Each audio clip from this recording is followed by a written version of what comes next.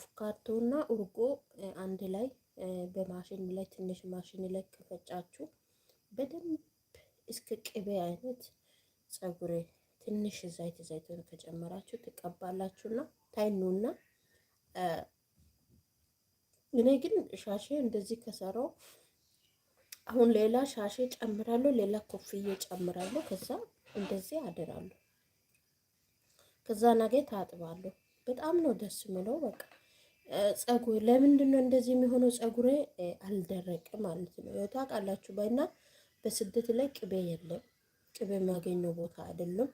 ስለዚህ አፍካ እርጎ እንቁላል ከቻላችሁ እንቁላል ግን ማታ ተቀባችሁ አትተኙ፣ ይሸታል። ቀኑ ሁለት እንቁላል፣ ሁለት ሙዝ ፀጉር ትልቅ ከሆናችሁ ሁለት ሙዝ